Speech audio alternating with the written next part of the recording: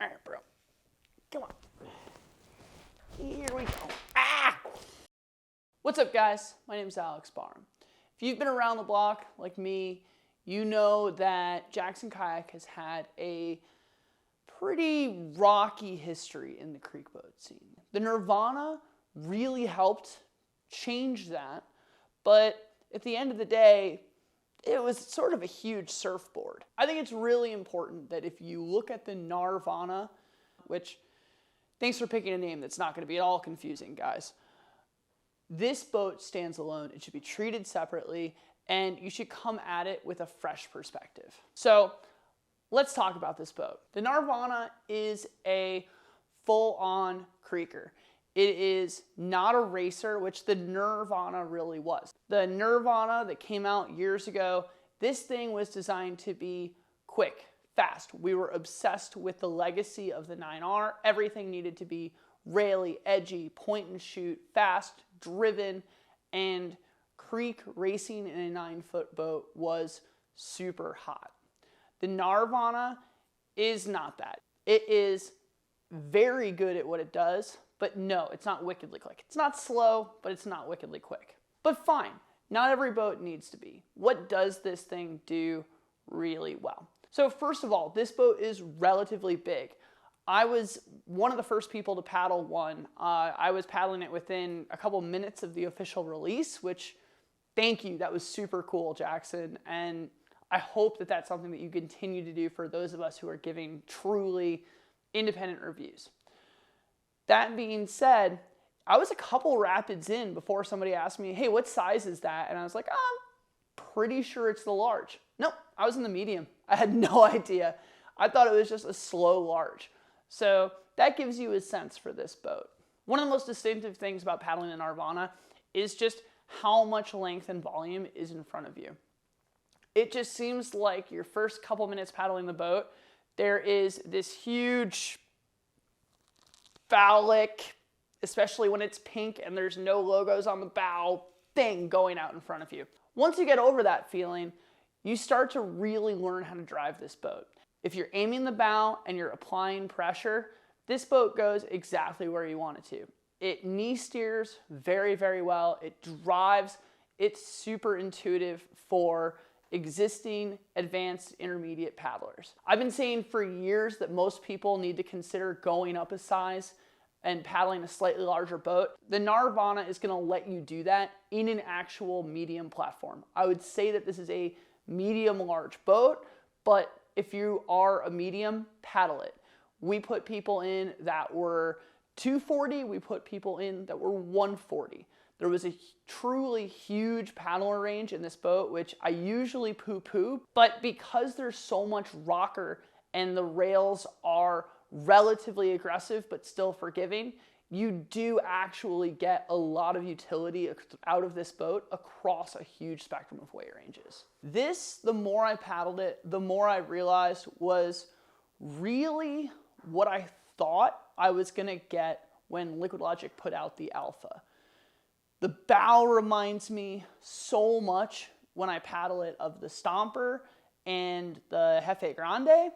And then you add in a little bit of planing surface, a little bit of, well, a lot of kick rocker in the stern, some aggressive edges, and yeah, this is really that Mank boat that I thought I was gonna get a couple years ago from Logic. This is a highly reliable, high performance, consistent platform that really does allow you to kick certain things just into orbit. The ability to pull boofs out on this boat is extremely high because of the kick rocker, the rear traper, and being a little further back in the boat. The control in Mank, the ability to feather and hip steer and really finesse this thing is much higher, and your turning radius is much tighter than what you would have had in the Gnarvana, let alone the Zen 2. And this is the first one that doesn't leave me wishing they had done more. I think one of the things that you'll notice very quickly about the Gnarvana is this is one of those boats where you should be able to keep your bow dry all the time without paddling a huge oversized boat.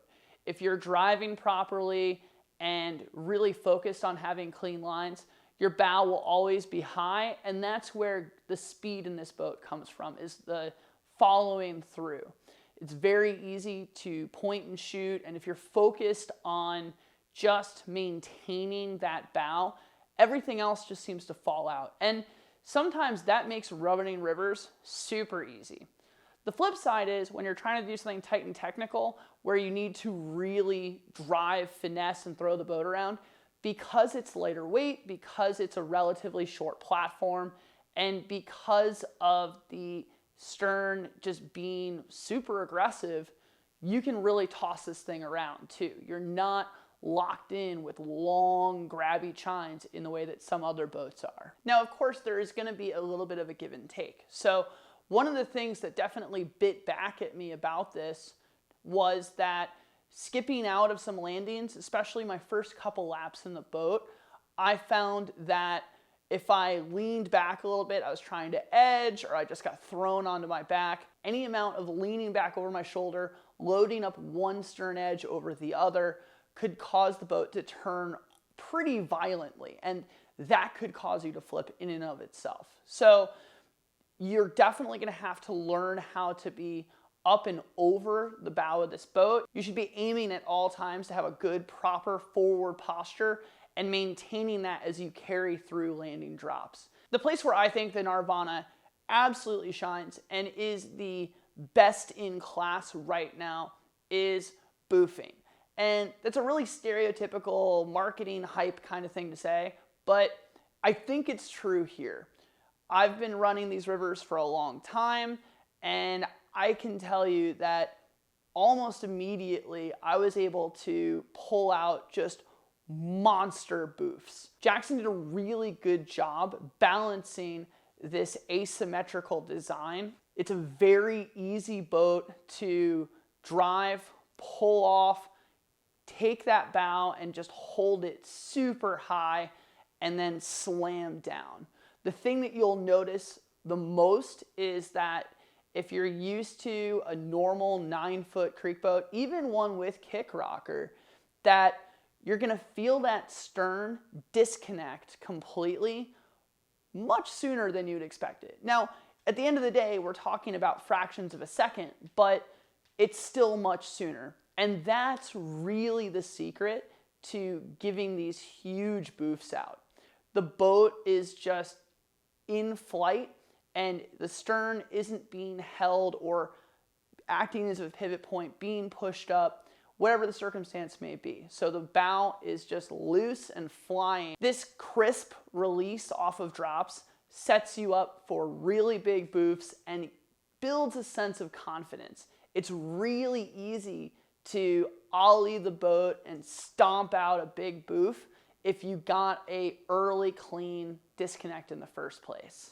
Looking at the hull of this boat, it is no question a full-on planer. Now, obviously over the last few years, we've spent more and more time creaking in half slices. And one of the things that you really come to enjoy about doing that is the ability to slice the stern under when you boof. Loading up, edging, and really popping that bow up. That clearly was on their minds when they were designing this boat. When you look at the stern, it has an extremely aggressive arrowhead type taper going back. There's a lot of volume, it's very high, but they clearly, when they were thinking about the shape of the stern, wanted this volume there to do its work, but also out of the way to allow big edgy moves. One of the things that you'll find is this really opens up a lot of your kind of personal expression in how you want to run rapids. You can have a lot more confidence edging things really hard, trying downriver freestyle moves, ear dipping. And this also lets you make some great saves. You know, if you're not gonna quite make something, you might be able to pull something out in the clutch because of this feature. So I really think that this may be something that you see going forward. There's a little bit of it in the code, and it really pays dividends, but this takes it to another level. You are sacrificing some stern volume for sure, but you're also finding out how much you really need, which is a continuation of kind of the current school of thought in where we are in just paddling in general. The other thing that you'll notice about this boat that is definitely hearkening back to the Antics 2 and river running and creeking in that more is the width, the paddler position in the knees, and your sense of placement.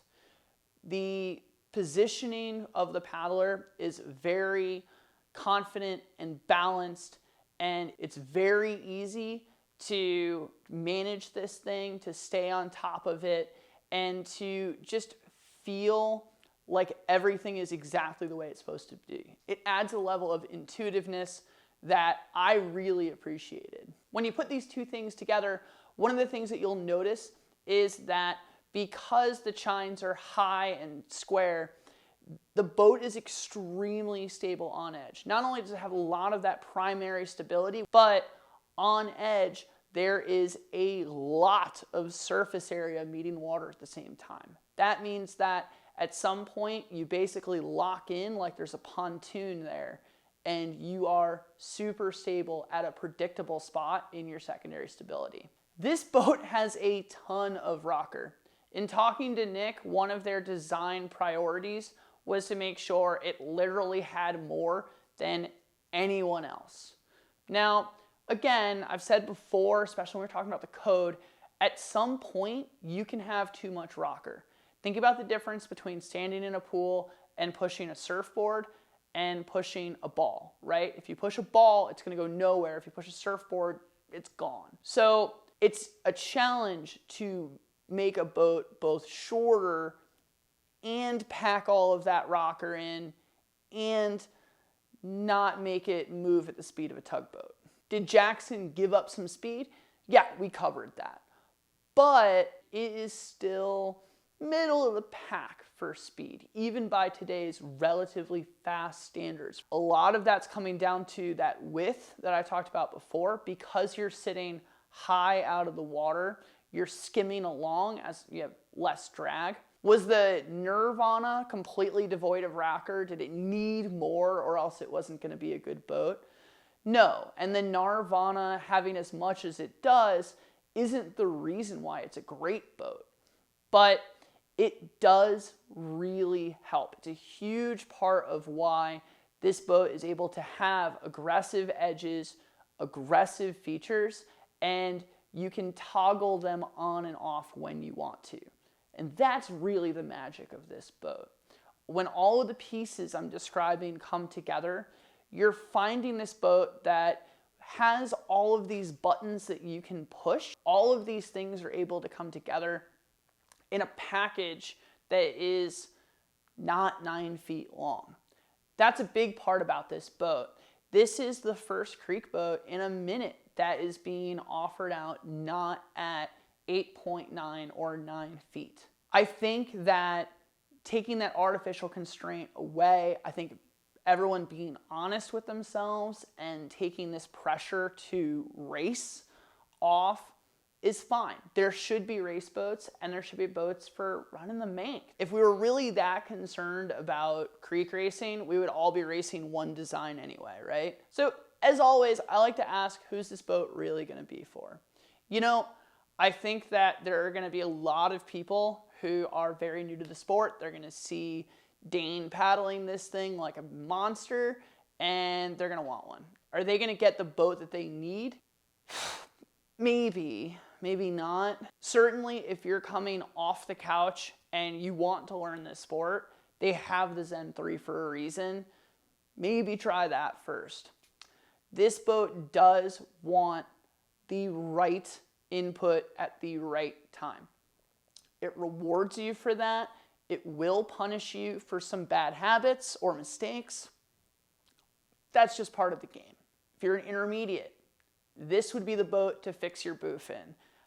I hate saying that because it's been said about so many boats, but boofing this boat is a gimme. So if you're gonna try and do it, this is a great one. If you're weaker, not getting the technique, you're going to be able to keep your bow dry. If you can't, I can't help you. Advanced boaters. You know, this thing's sick. There's finally a thing that says Jackson Kayak on the side that you will want to run the Mink in. And that's a somewhat mean thing to say, but it's true. Like, this is a great boat. You're not sacrificing anything for it. That being said, a lot of the reason that advanced boaters have stayed away from Jackson Creekers is because of outfitting. So let's go outside. Let's talk about outfitting. One of the things that I can just hear being screamed into the screen as you watch this is, but the outfitting. So let's actually look at what's in these boats and talk about what used to be in these boats and why, you know, is this really a fair thing to say anymore? So come on. So let's start just by breaking this down, okay? This is what I would call the dowel rod outfitting. This runs from their origins through, I don't know, 2013. For the most part, this is what it looks like. This rod is fiberglass and it is connected with a single hose clamp. That's it. I would modify mine to put in a second one. The creek boats had like a little plastic tracky-do that went underneath, but no shocker that the old creek boats cracked. These seats slid all over the place. They were god-awful. And Jackson is sort of now still digging out of the hole from this outfitting. Let's throw that in the heap where it belongs. So this is basically what the new outfitting is.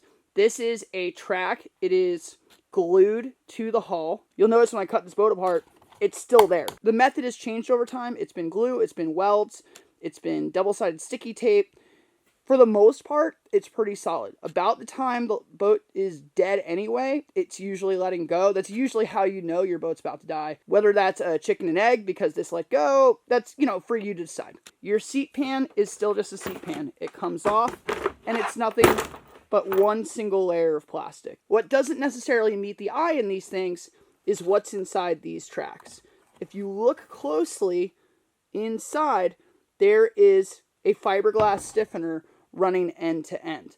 So if you grab this and step on it, it doesn't flex. It is very strong. This has been the single biggest improvement that Jackson has done. This makes the boat more rigid, more solid. The seat isn't wiggling because it's actually connected to a central point. This has been a game changer and part of why since the Gnarvana came out, they really have started doing well in the creeking field and why their playboats have gotten better too. Add to that, they're actually doing a solid connection for their pillar up front. There's usually 2 bolts right here holding a tower on.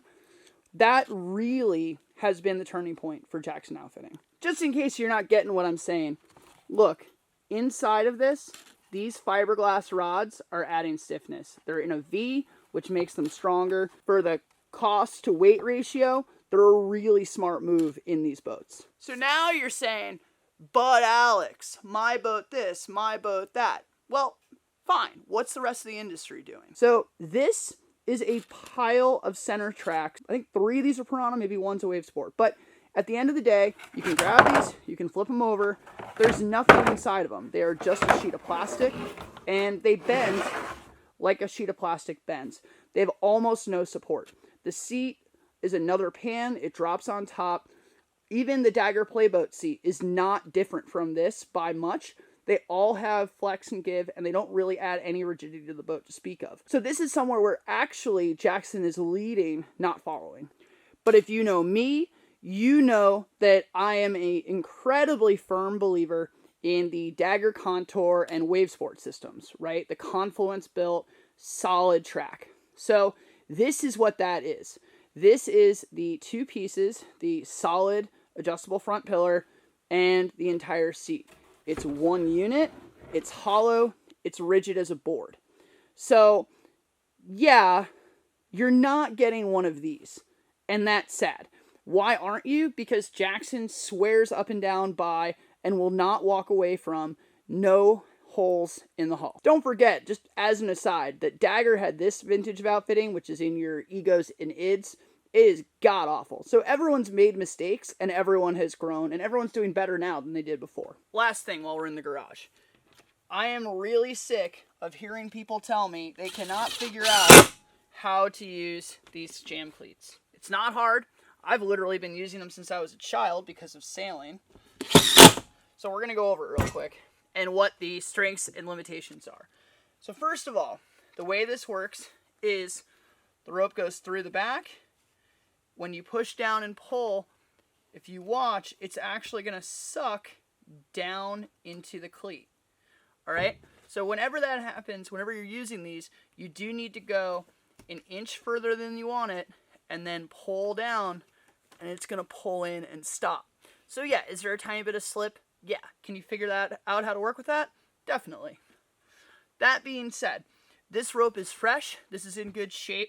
This is, again, from that 2010 All-Star I cut apart. The original ropes that they used were sized all wrong. They were much bigger. They were sized based on the opening back here, not on what actually worked the best. So these ones now, very efficient, very effective, good at their job. Until you strip them out. So at some point in the life of the rope, it's going to get worn and fuzzy. And then when it does that, it does start to slip. So it will, especially when you put your body weight on it, grab and then start to slide. How do you fix that? Pretty simple. Take your rope out, flip around the system, use the good side again, and you're all square. Worst case, take this rope out, go to the hardware store, and for $5, you can buy enough to last yourself a lifetime. That has some real advantages. If you break something out of a competitor who has a ratchet ladder or something like that, well, now you're screwed for the day, and you're out some money. I think piranhas are $30, which is very cheap, very reasonable. If you want them from Dagger, off the internet, they were like, what, 80 before COVID, and now you just can't get them. So, especially for travel, extended trips, overnighters, international travel, this is a good system. You just have to learn how to use it and treat the rope as a consumable part.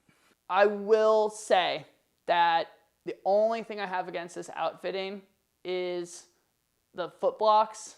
It takes a minute for me every time I get in the Jackson to remember that I have to push on the foot block evenly. And to me, there's a degree of my paddling that I do by pushing off the foot block. When I can't push harder on one side than the other without it shifting, I lose that. I just wish they could figure out how to stabilize that so that you could actually push off one foot and not the other. The bulkhead system itself as a safety feature is fantastic. I would have broken my ankles in a huge piton were it not for that system. But, you know, we're going on 15 years of this thing, and it still has so much wobble. I just wish it could be better. So overall, what is this boat? I think the name sums it up. This boat is for the Gnar, and it makes running the Gnar so nice.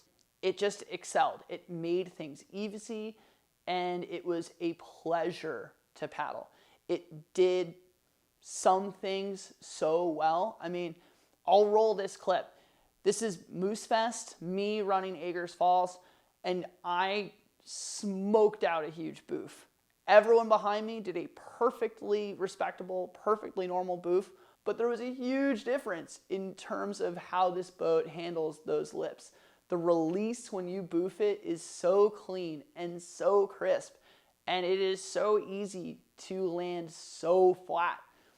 It gets all of these things so right. Because it does that right, it makes other aspects of paddling just melt into the distance.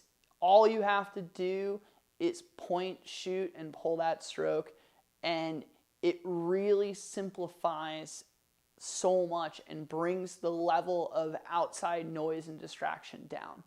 Do you need to have your fundamentals? Is it, an easy button to push? You gotta be a good paddler. No, it's not a cheat code, but it does things so well that it does let you really enjoy running Mink. Part of the reason it took so long to put this review out is because we were waiting on the small and the large. At the first release, we got the impression that we were going to see these things around the corner before the rivers locked up with ice. That didn't happen. That being said, they are now coming out. You can get these in the full size run. I already told you, we paddled the Gnarvana with intermediates and advanced paddlers from 140 pounds to a dude up at 240. Everyone looked good in it. We didn't find someone that was out of size. Everyone enjoyed it. You know, people on the small end could say this is big for me, but I can handle it. People on the big end were saying this is small for me, but I can handle it. I don't like giving a boat a 100-pound weight range, but it's really a demonstration of what putting together width and rocker does. So going forward, I am going to be paddling the large come spring. Hannah is going to be paddling the small, and we're going to compare notes and see how they did. So super excited about that. This is a great one. If you haven't put this on your list of things to demo, things to look at, do it. It is absolutely just a joy. It's going to have staying power, and I think you're going to see a lot of these out there. So that's it for me. Thanks for watching.